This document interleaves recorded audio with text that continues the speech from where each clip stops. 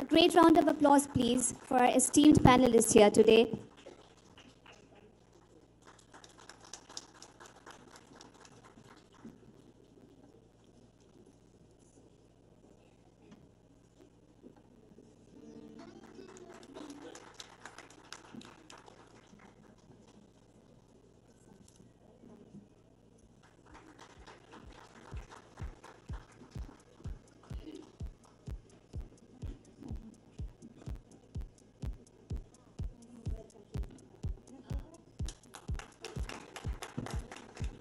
Thank you so much. Now I hand over to our convener, Dr. Sriparna B. Bora. Thank you, ma'am. A very good afternoon, a warm afternoon to everyone here, the eminent panelists that we have here and the audience. Indeed delighted to moderate, convene a session like this, which is a subject, women, which is so close to everyone's heart. And that to talk about women for sustainable growth and having a resilient future. As we talk about Viksit Bharat, which yesterday Prime Minister Narendra Modi was talking about, India's dream of Viksit Bharat, and we are all talking in this Astalakshmi Mahotsav about Viksit Bharat. And one of the main planks of Viksit Bharat is women-led development. And what better grounds can we have than Astalakshmi Mahotsav, when entire journey of Viksit Bharat, Northeast has been looked upon as an engine of growth. And when we talk about women-led development, it has to be inclusive. We want more women participation. And Northeast, as a region which we are looking as one of the power engines of the country, women definitely has to play a very important role. So setting the context, so in this context, we'll be talking about Northeast. Northeast is generally considered as a place where women are better placed. That's the normal perception. Women are more, women are more sort of empowered. That's another perception. But if we look at various indexes, we look at statistics, etc., you look at politics, women's representation, you look at various positions, leadership positions being held by women. We don't have very many. So to discuss, debate, we have this eminent panel here with us. Each of them will bring their perspective because each of them are from the region, working in the region, and who have extremely insightful experiences about about the way they have dealt with women in various throughout their work life experience. So in this, so I would now look at each of them as since the subject that we have is women for a resilient future. Now, if we look at the theme of the discussion that we have, we will start the entire discussion. We'll try to make it as interactive as possible. And we will basically divide the entire thing into under three planks. First is I will ask each of the panelists so that, with the 60 minutes that we have for discussion, we also have enough time for interaction, because interaction would be more important, because ultimately can we have an action agenda as to what is required for having a more inclusive women-led growth in the region. So I would first request each of the panelists to share their perspective on the theme for today's discussion. 3 minutes each to each of the panelists. Then we know that each of the panelists brings with them a lot of vast experience and expertise. So then they'll delve into various concerns of women from their perspective. We have someone from research, someone who's been an activist, someone who's been a forerunner in the banking sector, someone who's worked as a first women field director in Kaziranga National Park. So each will bring their perspective, and I will also bring with me my experience of more than 35 years of having worked with a lot of women entrepreneurs. So I think we look forward to this discussion. I hope we can all have clarity as to what is required for a more inclusive growth in Northeast. So without wasting much time, can I ask you first, Rakhi, come from in this order? your perspective on this theme.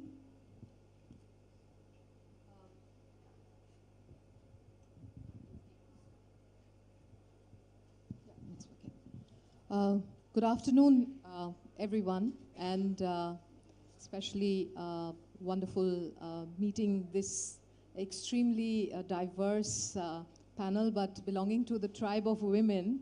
So very delighted to be here today to speak on and to actually engage on what seems to be for us the most important idea that women hold up to the foreseeable future now for a resilient and sustainable, future. So we are basically talking about women, but women from Northeast India. But the whole program and the long journey to understanding women's issues would have begun in the nation 50 years ago, when the report on the Committee of the Status of Women from the Indian government, the parliament actually, was set up in 74. And since then, we've come such a long way. And here we are all still talking about women's status, women's empowerment, and of course, the very critical and crucial question of women in leadership. Some of the questions never change. We ask the same questions that we asked 50 years ago, and we continue to ask those questions because some of the staple factors of women in society don't change.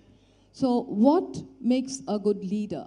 For example, in the status of Indian women report, it was found that women suffered mainly on grounds of education, health, economic disparity, and very importantly, on the factor of social discrimination and gender inequities.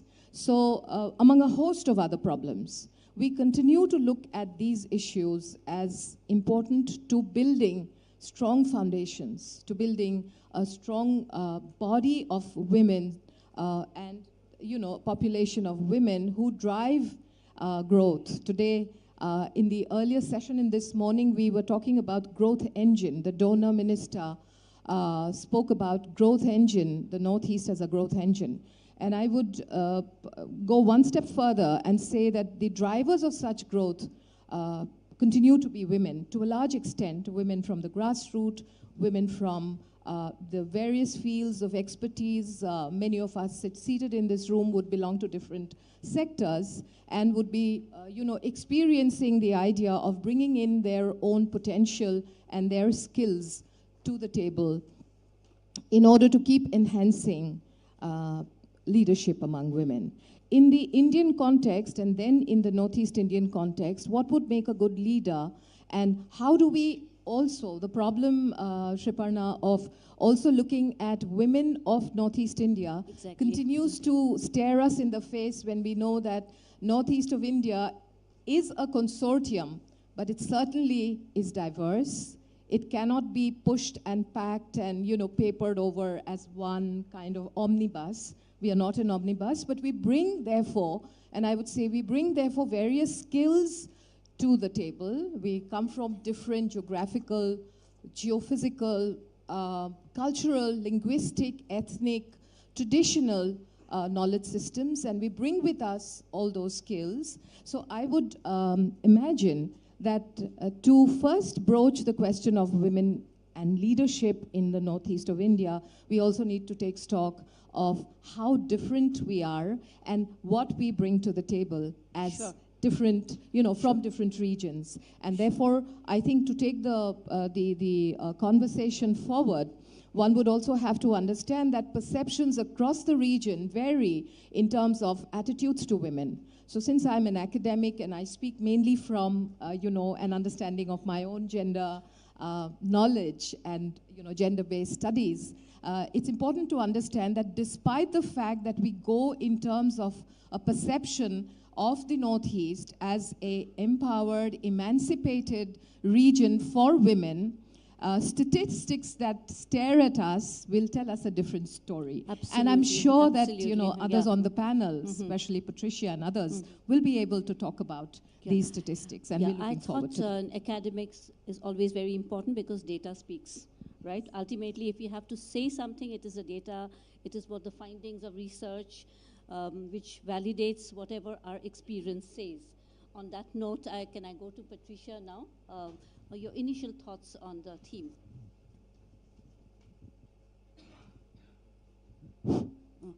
Thank you, Shiparna, and thank you, audience, for being here.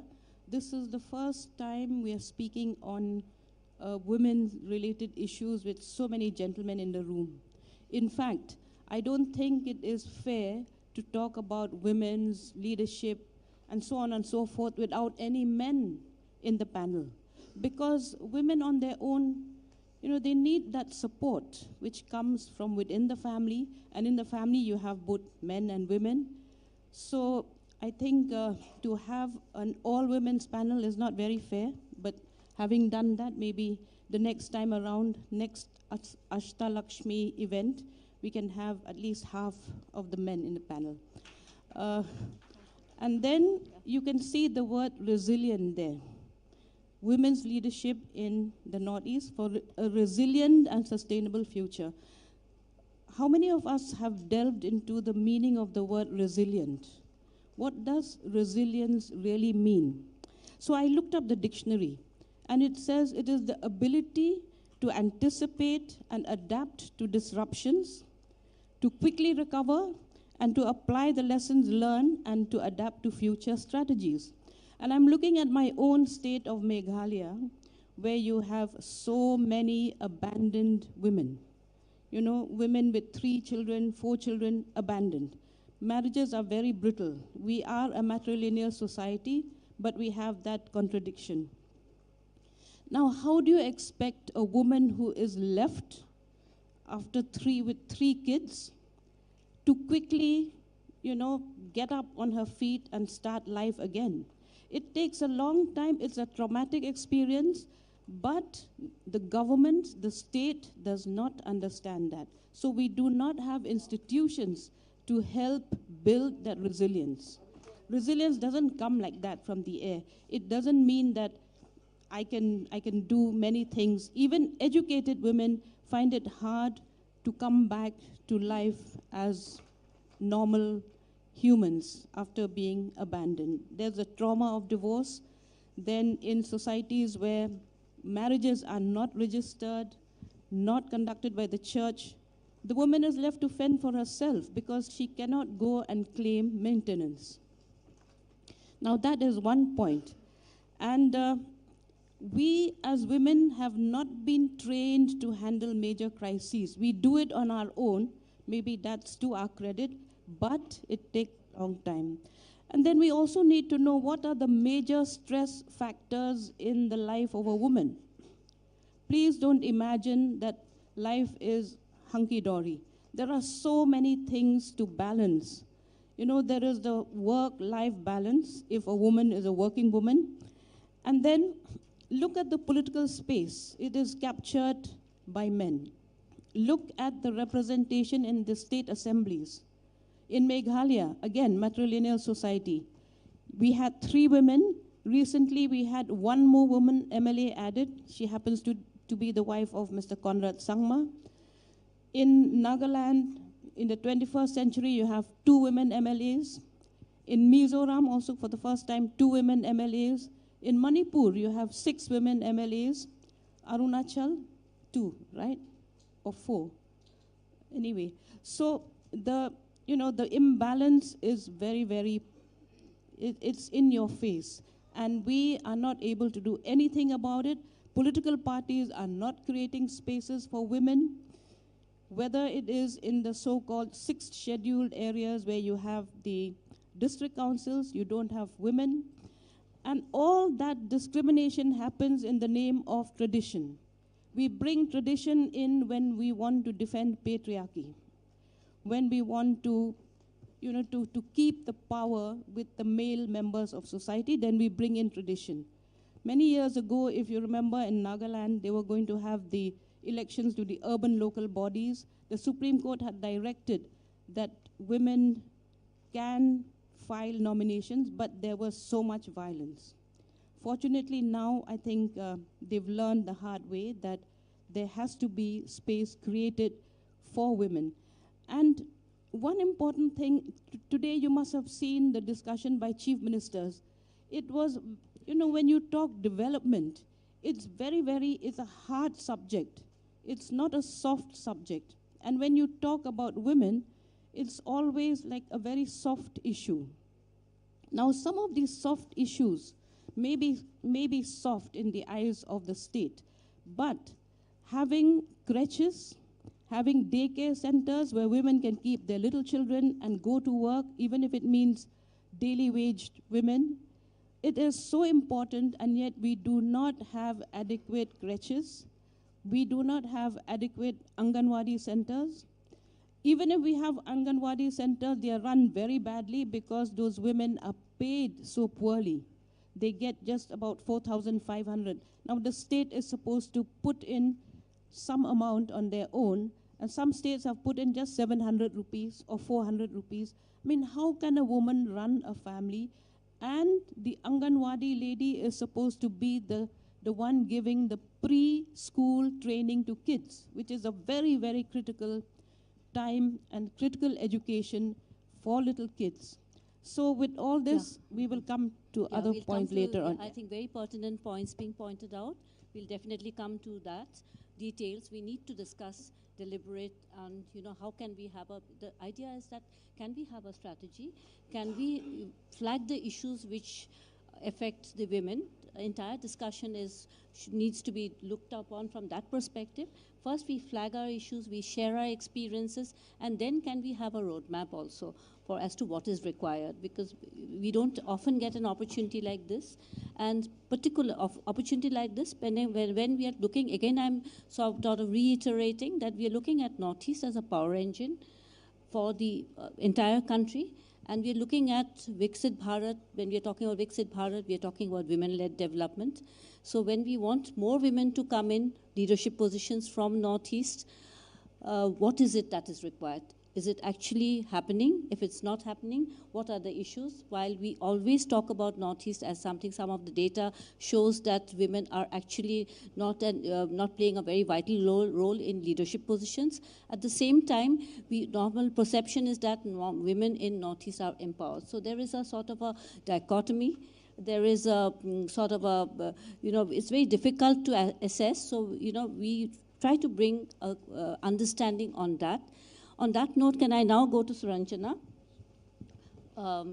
who reached a leadership position in State Bank of India with your experience and expertise. Number one, to reach into a leadership position which you have reached, what has been your challenges? Do you think as a women leader, women holding a leadership position, you also get an advantage of being more sensitive to gender?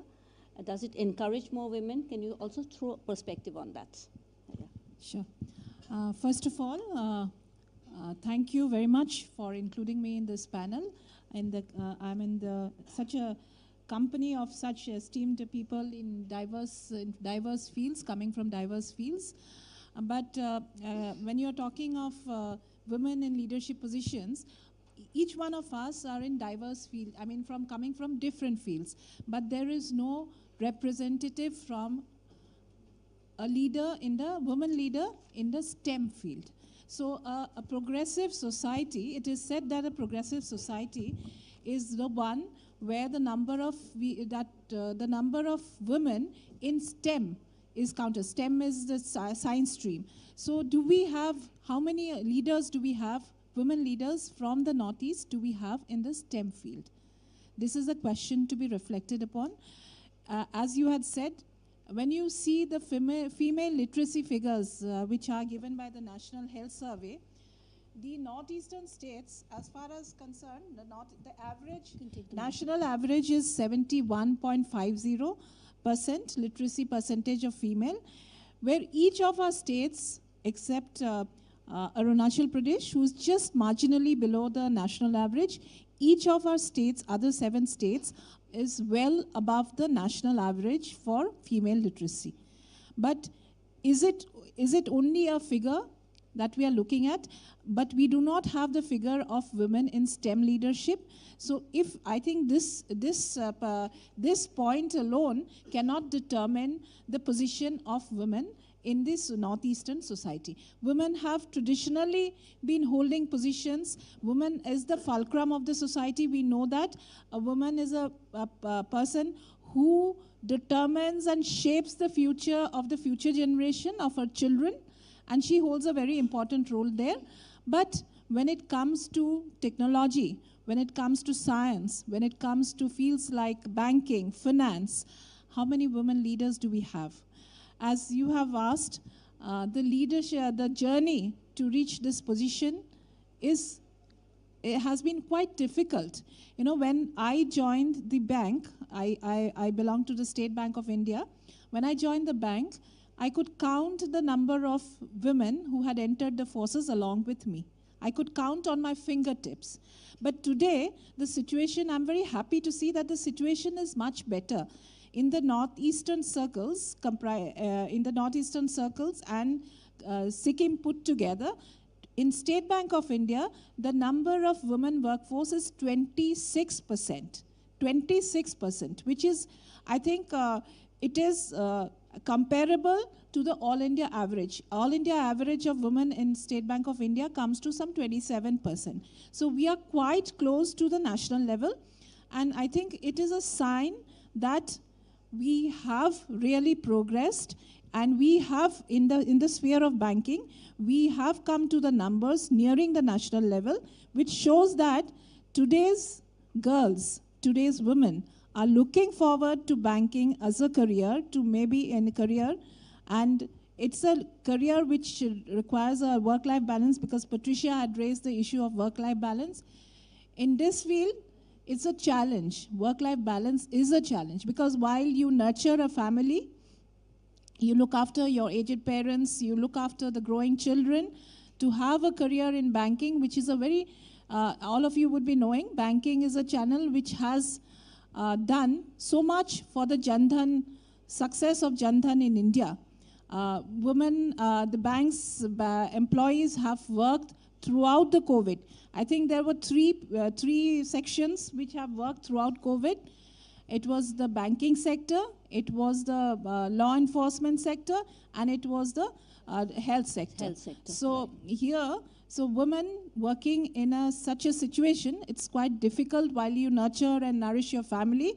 Additional burden of having a career is quite difficult, but I'm sure mindset has changed now. With the numbers speak, as you said, the numbers speak, and this 26% representative of women in the workforce in SBI, in the banking industry, I think is something which I think is quite encouraging, and we look forward. But however, when we come to this 26%, that is at the whole bank level and at all the ranks level. Right. Now, when you look at the women in the top leadership position, even within SBI, it comes to 11% in the top leadership positions. I think that holds true for most of the, professions. That holds true for most of. And it's now that we have to, understand why this is happening. Is it because, the support system, the society, the culture, the sort of the nuances of having to manage multitask, that women are often taking a back seat? What is it that is required from the ecosystem, from various stakeholders to support for a more inclusive development? So we'll come to you again, with, and I'm sure you will again be sharing many of the experiences that you've had in your life and what is required. Now, can I now go to Giorgio Mete, who has been, very strongly working for women's representation in panchayats, in politics, in Arunachal Pradesh, and another state. We had Patricia from Meghalaya, now from Arunachal Pradesh. I think most of the issues which are being flagged hold true for almost all the other states of Northeast. Over to you. Good afternoon, everyone. Thanks to the organizers for having us on the panel. And as Pat says, I'm also very happy to see so many brothers in the room. Welcome, and we hope all of us go out of this room a little more sensitized about our concerns as women from the Northeast, and also as concerned citizens, more aware about the paradoxes that we have in the Northeast. In fact, when I got the invite to the Ashtalakshmi Mahotsav, very honestly speaking, I was not in any mood for any utsav. For the last 1.5 years and more, the gem of Northeast, Manipur, has been burning, and it still is. And very unfortunately, when I heard the Prime Minister's address yesterday, my heart bled. How can we celebrate when one of us actually is not just dying, we are killing each other. Our children are not safe. That is also where my concern as a woman from the region comes. One of our young sisters from Anini talked about the Indo-China concern, like, being on the border. It's easy to give naras and slogans, the catchy phrases for marketing, but on the ground, the reality is something which people face, small people face every day of their life. And Ashtalakshmi is all about the Lakshmi, the prosperity, the goddess of, Hindu goddess of prosperity. In fact, except Assam and Tripura, perhaps not many tribals of the region would understand who Lakshmi is in the first place, and forget about the incarnations, the 8 Lakshmis of the goddess herself. Having said that, I personally feel prosperity is not possible without peace. And when it comes to international boundaries, when it comes to interstate border disputes, when it comes to intertribal conflicts, it's not easy to wish it off. As women, whom the system wants to include as part of the growth drive engine for a resilient and sustainable future, we also have to think about our own present. Where are we? If we know where we are rooted, our own assessment of our or judgment of our status within our communities, within our states, within our political, socio-political and cultural structures, or even the economic sphere, which actually is the whole talk about the Ashtalakshmi Mahotsav, as I could understand from yesterday and today's talks. I feel women who are devoid of any authority or any even recognition. Most women are seen as usurpers in the households, dependence, economic dependence on the male persons, maybe the father, husband, or the brothers, or the sons. Especially in Arunachal, I'm very proud today that our girls are doing absolutely excellent in academics, starting from school boards to central boards to university and colleges to service, employment competitions. They are actually topping. They are usually in the top 10s in the state level. Unfortunately, even those capable, knowledgeable, competent girls probably are not given the social spaces that they deserve as equals. And the struggle goes on. The organization that I have been associated with ever since my college days, we are still struggling to get the state pass a policy, law, for the inheritance rights of our tribal girls in Arunachal. And the state is not able to give it. We don't have enough pro-women legislators to push the bill. So political leadership comes in. Panchayats, yes, I have been part of the whole national women's mobilization for the implementation of the 73rd and 74th Amendment, even in Arunachal. For that matter, Arunachal was the first tribal state to have panchayats. We have village, development boards, autonomous councils, but Arunachal has the proper panchayats, and we fought for the women's leadership in the panchayat and reservations. Today we have the reservations, we have women in place. Unfortunately, even after 21 years, we have our men folk representing their elected, women panchas. I think that is something we really need to look into. So these are the issues. And then as Patricia says, everything is not hunky-dory. We have the traditional issues, we have modern conflicts, then we have the new problems of drugs and alcoholism. And it's becoming all-pervasive. We find from small studies that young girls are also becoming addicts. So where can we as parents confidently talk about a resilient womanhood to be part of the growth engine?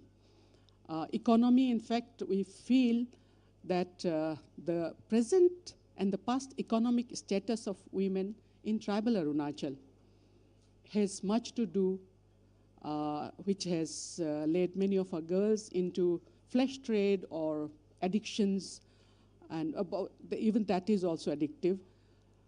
So these are some concerns that I just wanted to flag before all of you as introductions. Sure. And of course, we have to talk about the customary institutions which are still resistant to changes. And Pat also mentioned about how we every now and then fall back on patriarchal institutions and value systems of the tribes when the society at large needs to deprive the women from the constitutional privileges as citizens of India. Thank you. Thank you. I think very important points have been flagged. We will discuss more on that. All of us, we will have something to say on that, whatever issues you've raised. I come now to Sonali. So, number one, getting into an unconventional profession, being as a first women field director. I may again repeating field director, and you've worked a lot in conservation with marginalized communities in the forest areas. So would you like to throw some experience on that, on women in the fringe areas, and what sort of strategies have you taken? What has been your experience? Thank you. Good afternoon to everybody. First of all, thank you to Dr. Barua and the Ashtalakshmi Mahotsav. It's indeed an honor for me to sit among such wonderful stalwarts, women in their own rights in terms of the contribution that you've done. Being one of the last speakers in this, and most of them have spoken, I just wanted to convey my view. Perhaps I'm one of the only non-native Northeasterner, but I have lived and worked for last 25 years in Northeast.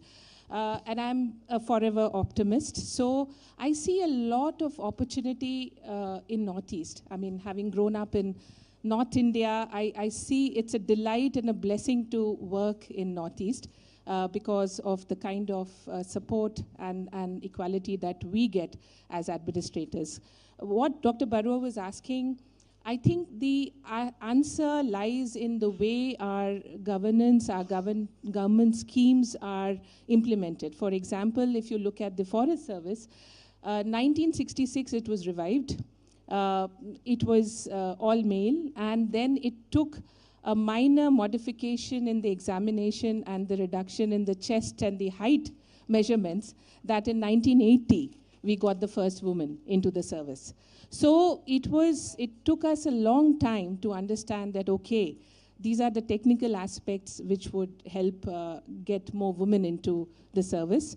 There are around 3,000 odd, perhaps, in the Forest Service, the middle ranking officers, and around 300 women today in the country. But having said that, we still make a difference. Kaziranga, 117 years of history, of conservation history. It took the Lady Curzon, the first woman to kind of get it on the conservation map. And then after that, I was fortunate to come in now as the woman director. So it's basically that I think perhaps not enough of us in the positions like what Madam Suranjana was also mentioning. This is my kind of advice to all the young women in the audience.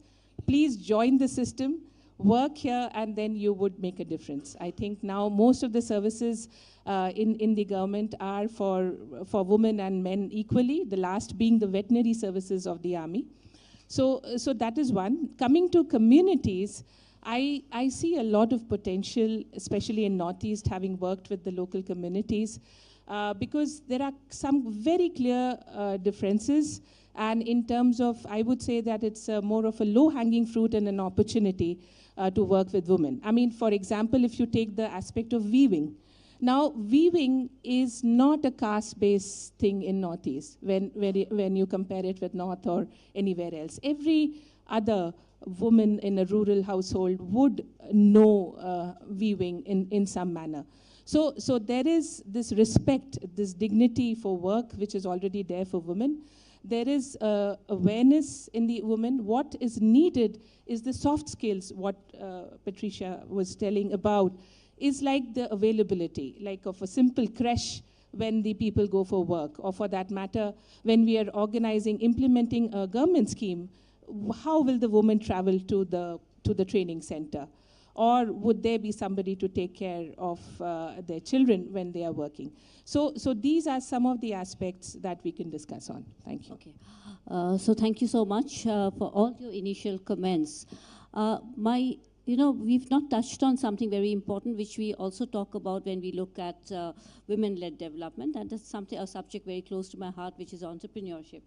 And even that is, if I bring my experience in that, and I say that women entrepreneurs, in terms of, if you look at Northeast vis-a-vis rest of India, in terms of registered units, we have more than the national average. But in terms of size, it's actually more of nano enterprises. We don't have very many women entrepreneurs who've been able to scale up. So possibly some of the factors which have come in throughout, various perspectives being pointed out from people from different streams, also has an impact on the type of women entrepreneurship which is happening. And there also a lot of support is required for them to scale up, because that's been almost a mission for me now. Because we want more women to come up, because when we are looking at development, we want more women entrepreneurs. And women entrepreneurs, sometimes we feel that, that is my experience. I would ask any of you to react on it. That is there somewhere, because of the conditioning, because of the various conflicts that they have, somewhere an aspiration deficit because of, so that is something I would ask any one of you to please.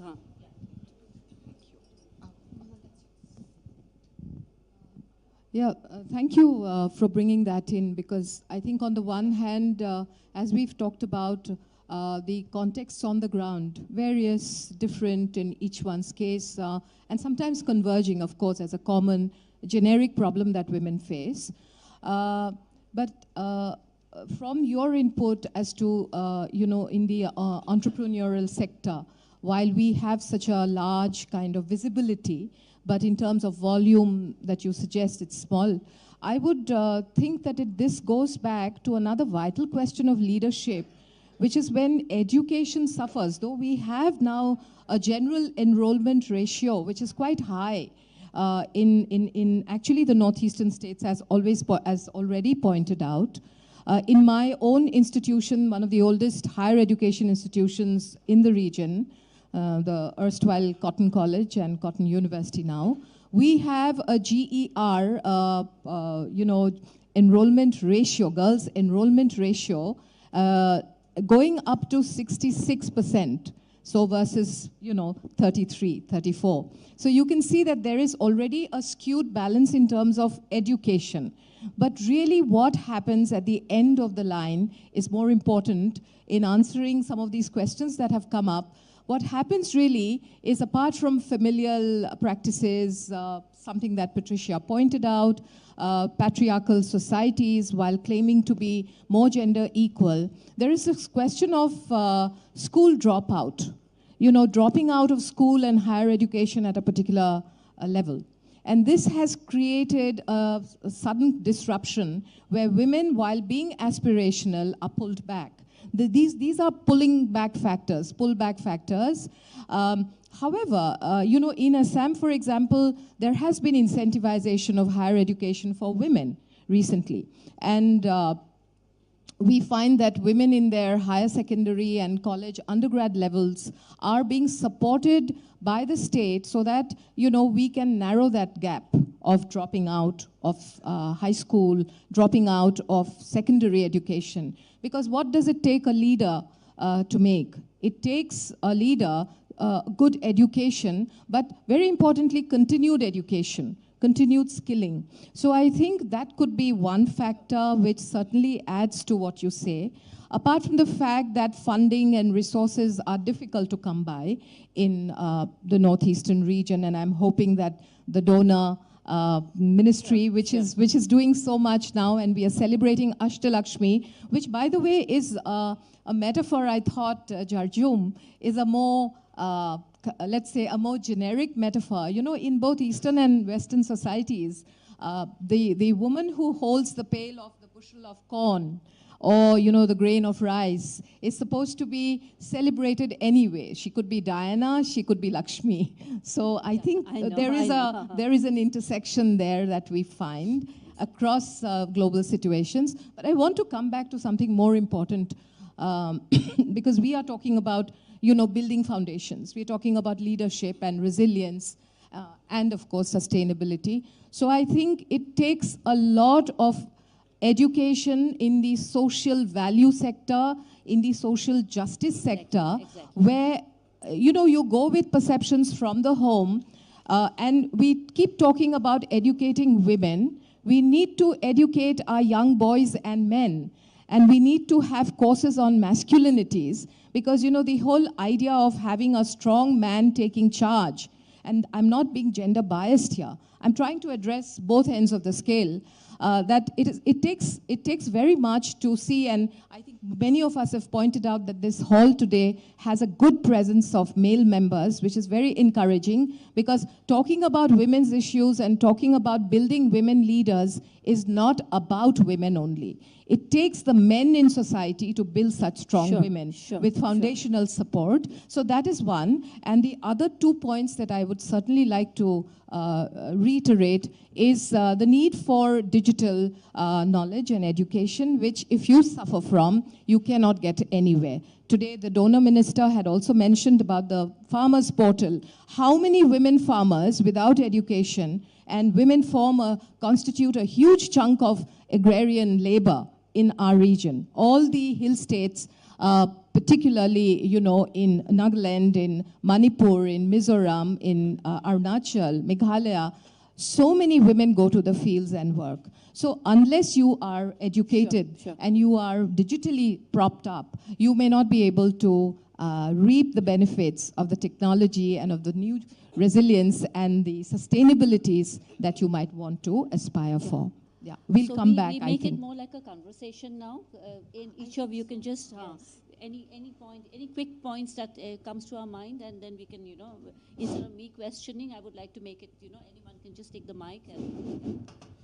No, you were speaking about entrepreneurship and that there are too few women entrepreneurs.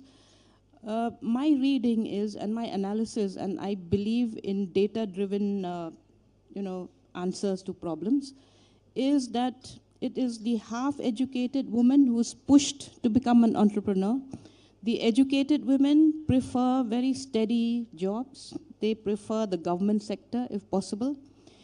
And the other women who come into business are those that are from business families. So we have that paradox.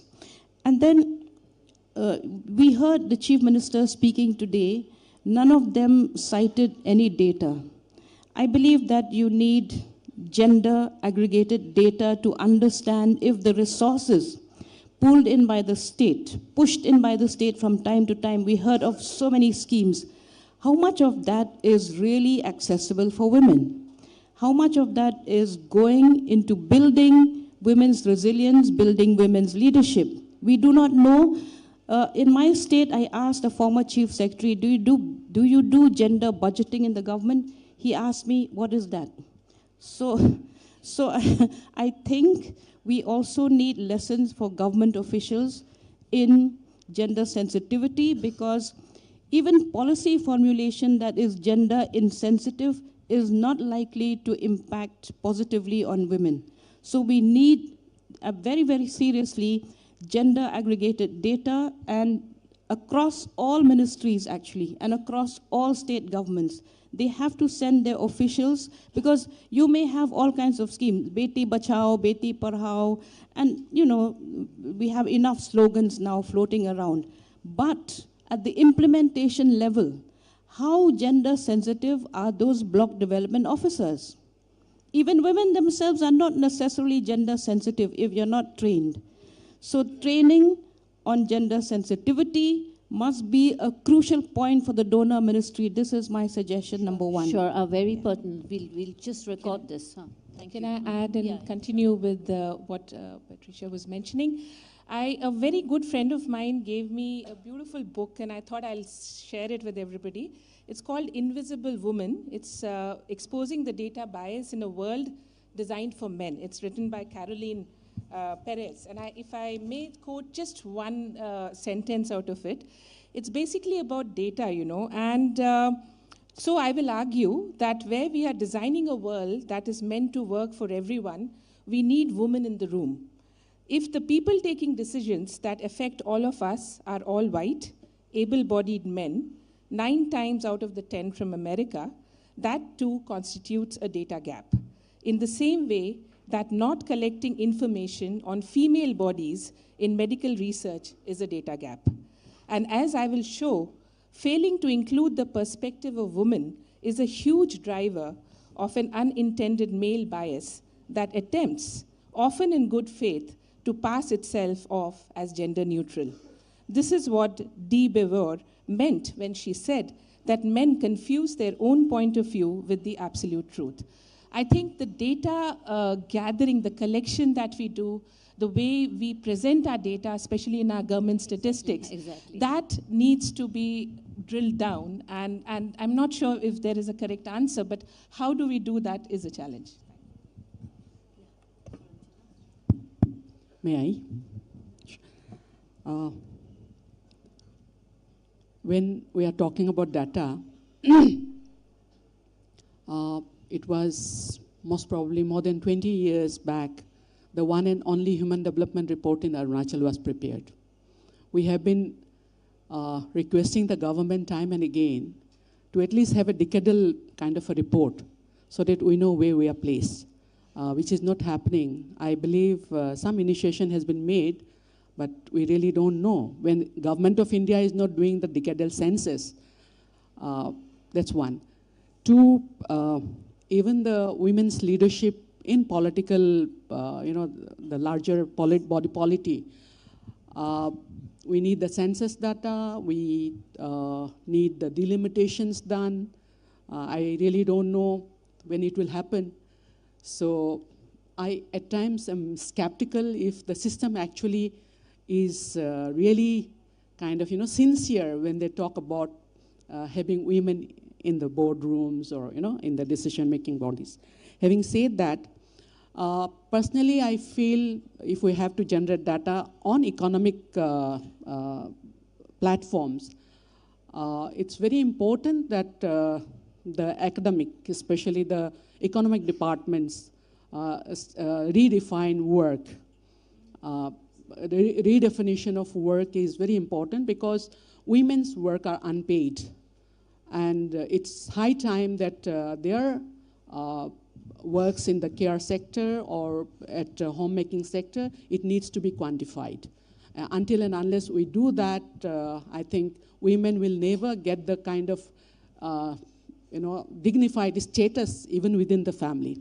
And until and unless we have that self-respect or kind of sense of dignity, we may not become very effective leaders, number one. Number two, I have also been, because my mother was a peasant woman, I come from a tribal agro-based, subsistence agro-based economy family. One thing is women are basically, they think they are owners of the fields, you know, of the family, but they are not the owners. They are field hands. And they may sell some surplus produce from the fields, but they don't own the farm. So I feel if donor or government of India is very serious about empowering the women farmers to actually practically make them the farmers, can the government actually come up with special grants for produces or even the MSPs for women-owned farms, you know, farm produces? Then another is with the kind of projects or proposals being kind of, you know, envisioned for the region. And in my state, there are about 100 or more hydroelectric projects being proposed. And we have seen the change of the forest policy that has taken place in 2023. So as the crow flies on the international boundaries, 100 kilometers inside, the communities have no say over the designs of development. So in that case, special grants there, and then migration and the kind of, you know, labor influx is going to change the whole demography of the, you know, local situation. Even at the present status, in Arunachal, young generation of youth movements led by male students, male leaders, young, you know, male leaders, I find the undercurrent of misogyny very pervasive. Professor Kumar is here, Chaudhary. He will be able to help us during the discussions also. Every now and then, there is so much of, you know, misogynistic propaganda in those. So gender education should actually be made compulsory in schools. You know, gender sensitization. It has to start with the schools because it's not happening in families. And migration, migrant laborers are going to impact the social you know, equation so much because we already, every time there is a project that comes, you know, road projects, and we are talking about national highways and, you know, smooth roads being made inside the hills. And every project has brought problems, more problems for women. There have been deserted women with children left behind by migrant workers, and those children, they don't have a locus standi in the society. So those kind of things, I really don't know if this is the kind of development we are seeing. And like banking sector, you mentioned,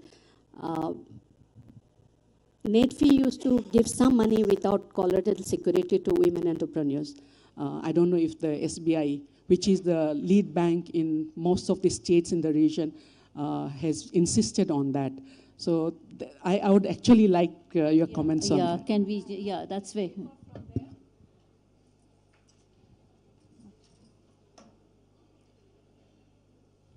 I'll just take off from that point and to a point which she had raised previously regarding the nano entrepreneurs which are coming up. See, we in the Northeast, it's a treasure trove of cultural traditions that we have, and each of our tribes, be it Assam, be it each of the states, we all know about handloom weaving, handicrafts and handloom weaving. This is an art and culture and tradition which is soon going to die if we do not give a fair price to the weavers. So the nano entrepreneurs, these women who can be skilled, they know the art of weaving, but they don't know the art of selling. So we need some skilling up so that they know a bit of finance, and then they are able to get a better price for their products. In this context, the RCETs, the Rural Training Centers of all banks, there are 46 in number across the Northeast, including Sikkim. which trains, male and female both. But I don't have the figure of how many number of females versus males have got trained in this area. That skilling in financial literacy, which is required for setting up any enterprise, that will help us, creating more and more number of entrepreneurs. Now, banks, as you had said, banks have moved over from collateral-based lending to cash flow-based lending. And when it comes to cash flow-based lending, whatever gets registered through formal means, be it the digital, be it the banking, that is, taken into account while determining the eligibility of loan for any person. Now here, if we look at it, the digital payments, I had the figure of the number of digital payments and transactions per capita basis as of September 23. It says the average India position is 3.85 versus average Northeast is 1.09. Of course, two states like Assam and Sikkim, it is a bit higher, but not as high as the national average. So it is very, very essential that our transactions happen through either the banking channel or the digital channel, because digital is very easy these days. So these two channels have to be really utilized. So the cash flow is generated through the accounts, through the banking accounts, which will enable them to get higher and higher means of finance from the banks and other financial institutions. So I think we can go on and on. The major points have been already flagged. We'll come to certain one or two suggestions at the end. In the meantime, we have the audience here. So we could maybe throw up to the audience if you have, yeah, sure. We have audience questions here. I think I'm audible without a mic? Yes, you're allowed. Thank you so much, and my gratitude and respect to the ladies on the dais. I think it's a very important topic that we've taken up, and we've just touched the tip of the iceberg. And I'm going to say something which may sound incendiary, so please listen to the entire sentence before you respond. To my mind, being a healthcare expert and the director of an institution in the Northeast region currently, and Patricia will vouch for me when I say, I have been trying to serve the local requirements. And we have huge gaps when it comes to serving women. And part of the problem is the woman. In our country, women tend to sacrifice their personal requirements for the family. Now that has to change from, you mentioned, Jaju mentioned education, school level. Boys and girls are equal, starts there. A woman who is not well will not go to the hospital because her kids have to be sent to school or her husband goes to work. So all that will suffer if she goes to the hospital. So there are times I get ladies who are almost terminal, ladies with hemoglobin of 3. There are times I choke up when we come across such data. Let me give you data. 287,000 women in our country die annually from pregnancy and childbirth related complications for which there is available treatment only because they cannot reach the treatment centers or the treatment is not available to them. 7.1 million children, out of which 3 million are infants, die because of the same reason. Not able to implement solutions which are existing. Now, if women consider themselves important and prioritize their health, then the entire family is healthy. In Tamil Nadu, is there any Tamilian here? There is a very interesting custom. When a village headman is walking around his village, he doesn't ask everybody, how are you, etc. Whereas people ask him, how is he, how is his wife, how is his children, how is his even dog? I mean, they ask one question per family member. But the man only asks, have you eaten? If you haven't eaten, meaning there is no chula burning in your kitchen, that means the wife is not well. And when he asks that question, he should have the capacity to help. So I think we need to teach our women about their own rights. we need to ask them to prioritize their requirements, because women's healthcare, I think, is paramount to the healthcare of the entire country. I think women, please wake up. Thank you. I'll just respond briefly to your comment. But I'm not debating. No. This is just adding on, complementing what you said in the same vein, just adding a slice to it. The recent SDG report, the Sustainable Development Goal reports from the United Nations, also suggests appalling data about the Northeast region in terms of health and women's health. And I'd just like to add to what you said, the maternal mortality rate in Assam, for example, and a couple of other northeastern states, also in Meghalaya, due to multiple pregnancies and due to the lack of health care. So we are talking also about systems here. We are talking about the woman, who's the primary subject, but we are also talking about systems and the lack of such health care.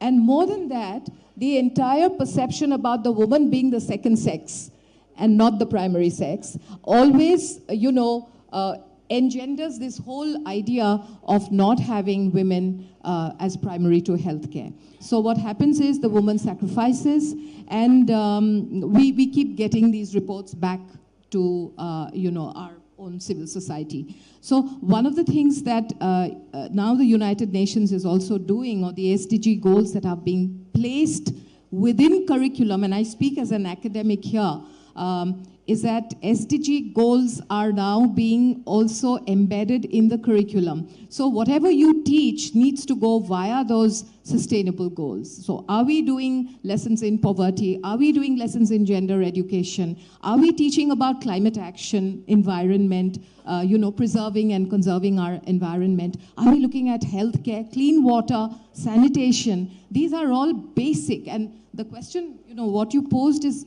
absolutely basic to questions of leadership and resilience in our sector. I think Patricia wants to add to this. No, I want to come back to my point of Beti Bachao, Beti Padhao, because I come from a state which has the highest school dropout rate. Now, what happens to girls who drop out of school? They get into teenage pregnancies. So by age 15, 16, 17, they have 3 kids. Then when you really have, sometimes we speak as urban elites, and we are not sensitive to what is happening beyond the capital cities. In the rural areas, it is really pathetic. So these teenage mothers who are still children themselves, who are still young girls themselves, they are burdened with childbirth. Then we have very high nutritional deficiency among the kids. They are stunted. If you look at the NFHS Survey 5, Meghalaya features very poorly. We are just above Bihar, actually. And also in terms of poverty, 37% of our people live below poverty line. So you can imagine when chief ministers and other ministers talk about development, they really are not sensitive to the ground realities. And I really wish they spent more time in the rural backyards. Because unless you go and feel what those people are going through, you're never going to come up with sensitive policies. Now, that is point number one.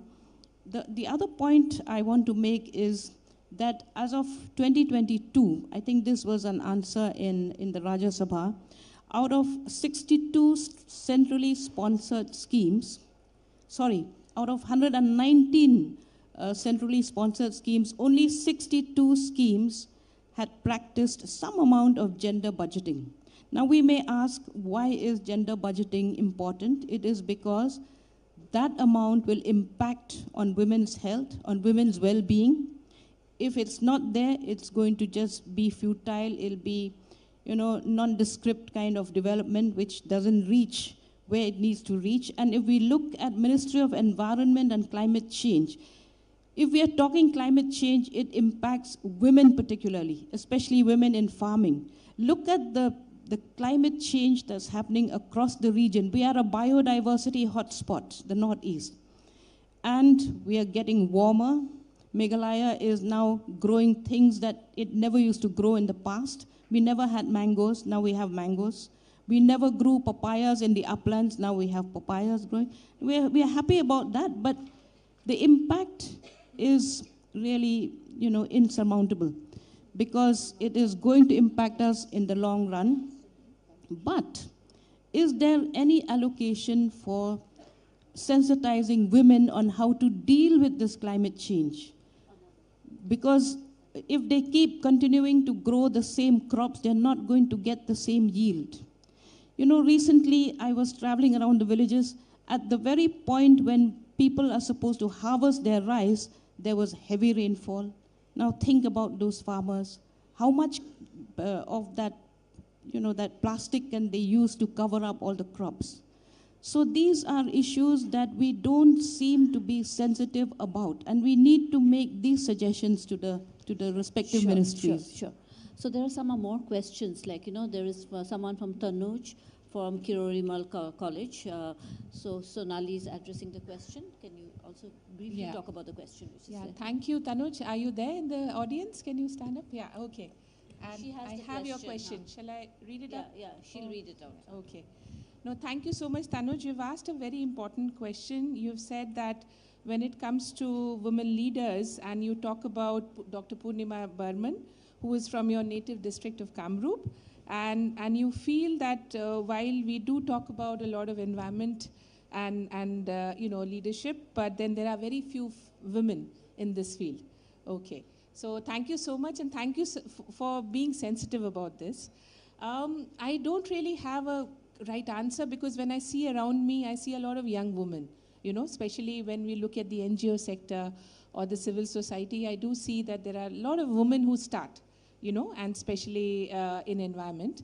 I guess it's just that, like all of us are talking about, the priorities, the pressure of having a family and children and so on, that in terms of when you're looking at, getting them to consistently work in the sector, it takes a back seat, because there are other priorities. And as what Patricia is saying, it is that they are not in the decision making for sure. So yes, several answers, but as I said, I'm more and more hopeful that we are going to get more of them. Thank you. Thank you, ma'am. So I think there is one more question which will be addressed by Rakhi later, but then before that, there's a question from Mosam Neil Borua. What role, can be an open question for everyone, what role can media play in shaping women's participation in leadership position in Northeast? Yeah, any one of you? Media, I think, plays a huge role. They can bring the stories of the women in leadership positions. They can bring it into focus so that, the younger generation, the younger girls get inspired, because we are, just like all of us here, come from diverse fields. Opening up diverse fields to our, instead of going for the traditional, set fields of education, opening up different fields to the, to everyone, to the younger girls. I think these stories can be brought. The media has to highlight these stories. Women are traditionally storytellers, and I think that gives us an advantage of, culling stories from everywhere. Other than what Suranjana has already mentioned, I think we do have, apart from traditional ways of reportage and bringing in media, there is a wide volume now of citizen reporting, citizen reportage, if Patricia will agree with me, and especially with the fact that we have a social media presence, blogging, and various other kinds of ways of bringing in stories from everywhere. This also brings in women who are somewhat more cloistered and are not out there reporting, not mudding their feet, but still reporting. So I think that has added a slice to the new kind of reportage that women can inspire each other with. Sure. I would ask all of you to react, and specifically, what should media be focusing on? See, I'm one of those editors who also reports, because I travel extensively to the rural areas, and I feel it is important for women's voices to get out there into into the eyes and ears of policymakers. Unless women speak up for themselves, there is very little that advocates can do. Women have to speak up, and they have to be empowered to speak up, because it's not easy. It's not easy, especially in tribal societies where people think, if you speak out, you'll be targeted. Even in my newspaper, you have a lot of letters to the editor that say, name withheld on request. People are so diffident about expressing themselves. But I think we need to make it our bounden duty to give voice to what women go through. They go through a lot, and it's not seen, it's not heard, and therefore it's not addressed. Of late, for that matter, for the last 2.5 decades or more, but more so of late is we have lots of social media spaces for the young people, and even for the not very well educated people in the villages. Opinions are kind of, lots of opinions are floating. But I feel media has a very important role and very responsible, kind of a position in the Northeast especially, because we are dealing simultaneously with both the traditional society and the emerging modern society. And social values are changing. So responsible reporting, or for that matter, responsible media houses ought to do a lot of balancing in their reportage. Because on the one hand, there are unemployed young professionals who just want any job where they will feel, some money is coming to the family. But again, there is a certain section of the society who always feel, how much can we give, or how much should we give to secure our children's, present or future. So I think media has to be, especially the editorials, really need to balance it, because it's about the indigenous communities which are opening up to the modern, globalized economy and, lots of new ideas. So my feeling. Thank you. Thank you. So there are two specific questions, one pointed to Rakhi and one to Suranjana. So we'll ask. Should I read the question? Yeah. Briefly, Dr. Niborna Hazarika, are you here? Yes. Thank you for your question. This says that since we're talking about women in leadership, if you look around at the Northeast scenario, and especially Assam, it can be seen that it's always male students who take the privileged positions, General Secretary, President, etc. And why is it that the female student is given the role of Vice President or Assistant General Secretary as you're working in an educational institution? Can I speak on this? Yeah, certainly. And thank you for asking this question, because of such bias, the Saksham report in higher education and UGC, asked for gender audits. And we successfully completed gender audits in some 6 higher education institutions in the country. And we found abysmally biased and prejudiced reports, because we found that, women were not, number one, women were not encouraged to take up those positions, because it involved a lot of hard work and very, very severe physical, moving around, which therefore women were not advised to do because it was not safe. Women couldn't stay out of, couldn't stay out of the hostel or couldn't be on campus in the late evening hours, which itself is a reflection of the fact that even if you wanted to, the system was such that you were not in an environment in which you could go that 2 steps forward and stake for that role, So the UGC's Saksham report allowed us to do the audit. After the audit, it has now become mandatory for women to be at least in 50% of those positions in student unions. But I'm sorry to say that women themselves do not take up those positions, because they realize either on the one hand they are not aspirational enough, not politically charged enough, which is a story in Nagaland, in Meghalaya, in Mizoram, and in Assam we have how much? We have about 6%, 6.2 in our legislative assembly, which, you know, in a house of 126, 128 members, barely 10 women members. So you see, it's a reflection of how you also think, because the system does not help you to think. Whereas gender audits, which are necessary in campuses to sensitize, you know, this gender equity everywhere, I think this is what is coming along as a counter to the practice that you're talking about. In Cotton University, we are breaking the ceiling in a way. The glass ceiling is no longer the glass ceiling. It's called the labyrinth.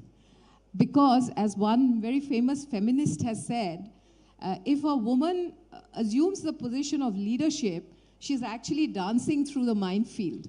You know, you might just get blown up anywhere. So dancing through the minefield is a metaphor which counterbalances Ashtalakshmi in a way. Yeah, so these are the conundrums that we have in a situation where we want women to build strong futures, and I'm sure and hopeful that we will, but then the realities on the ground also speak about certain other factors. Yeah, there was a question to Suranjana. This question is from Saqibur Rahman, who's a PhD scholar at JNU. Saqibul, are you there? Yes. Yeah, please. Okay. Yeah, this question is a long question, so I'll just read the gist of it. It's the proliferation of microfinance and microcredit initiatives in Assam has resulted in a debt trap crisis. And there have been consequences and instances of women resorting to organ sales to repay such debts. So what would be my suggestions? You would be also knowing that in Assam, following the high level of microfinance initiatives, lending which had happened, the Assam government had to come up with an act for the first time, this act prohibited lending to, two or more agencies, maximum lending of 2 agencies to microfinance organizations to a lender. And following which, the Reserve Bank of India also came up with its guidelines. So now the guidelines are in place. So this kind of a situation, hopefully, what had happened in the past will never happen again. Your suggestions, my suggestion would be responsible lending as well as responsible utilization of the credit.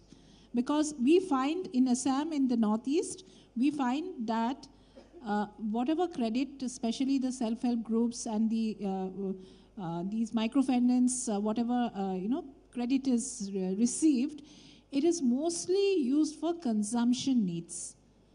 For buying a dress, buying a TV, and a TV for entertainment, a TV for setting up a booth, public booth, which will give you some revenue, is a welcome.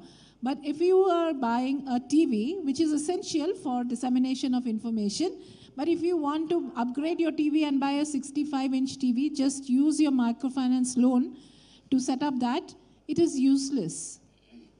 So something which is not going to give you any further revenue, it's not going to earn you income, how are you going to pay off that rate? So it calls for responsible usage of the credit and responsible lending on the part of the microfinance institutions. Yeah, I think that is a very important lesson for everyone. I think microfinance trap is where people are getting into. All these self-help groups, etc. That's where education is required, because you're getting funds, but you're basically putting it into things like a marriage, further lending it. So that is actually very, very dangerous, and they're getting into a death trap, and they're not using it for the purpose for which it has been taken. I think there are more questions, but I don't think, very quick question from you. Very quick question. Ma'am, I am Director of Women Welfare and International Cooperation in the Ministry of Women and Child Development, Government of India. So I totally echo the views expressed by our eminent panelists. The problems that women are facing today, we all are aware, and I have got some more insights about the problems in Northeast.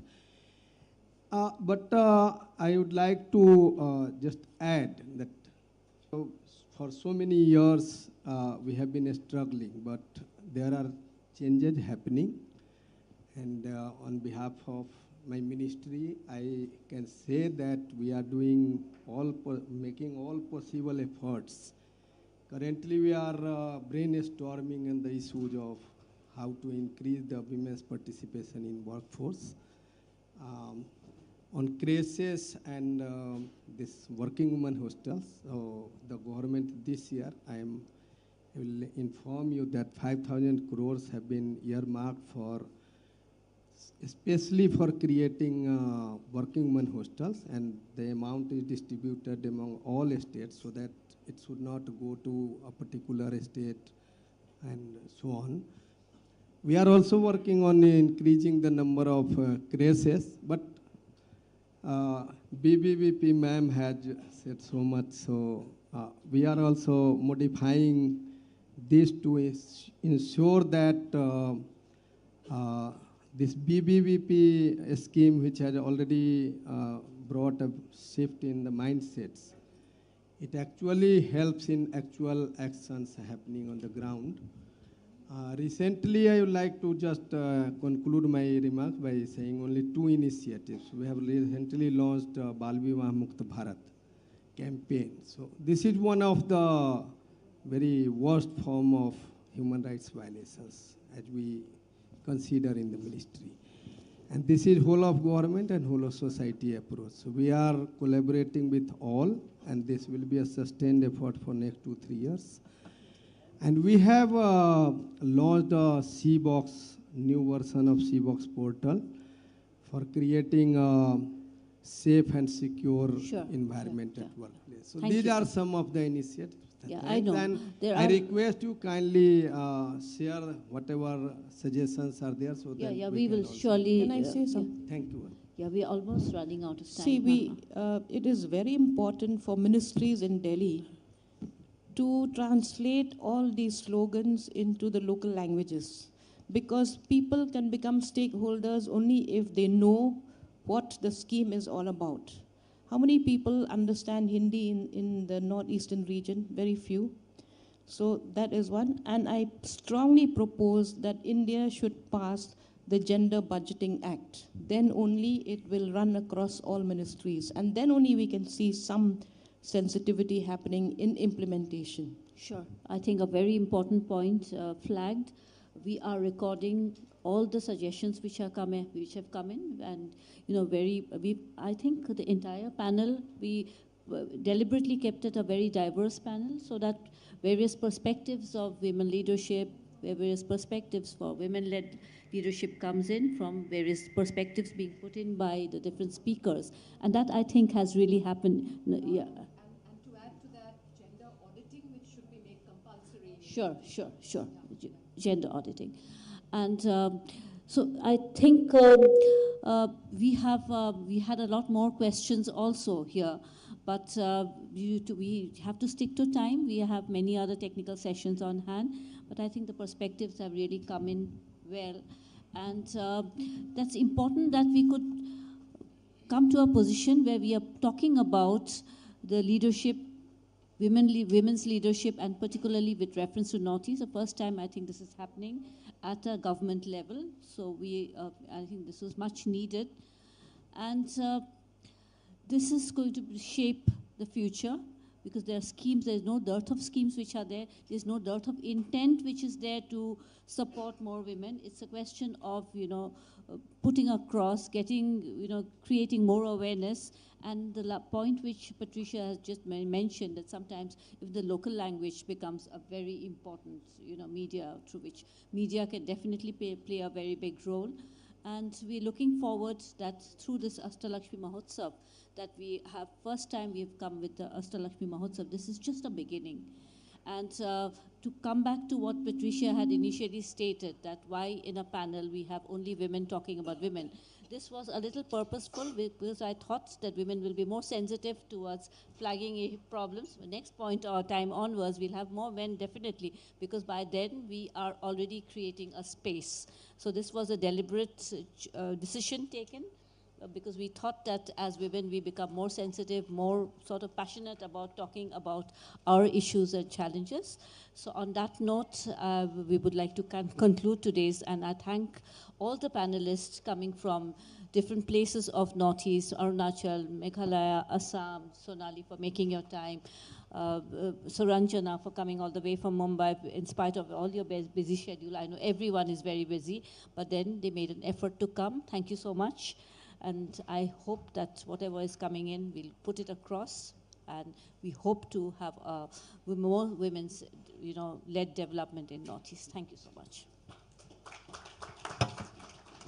Indeed, an invigorating session. I thank all our esteemed panelists for your insightful contribution today. Your expertise and perspectives truly enriched the session, making it both informative and engaging. We truly appreciate the time and effort you put into preparing and sharing your knowledge with us.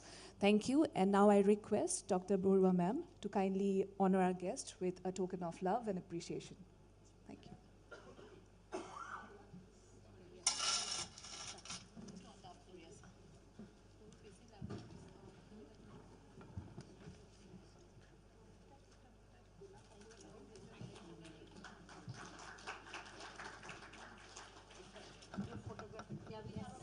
A round of applause for our panelists who are all here from different states of Northeast, taking out their time. Thank you.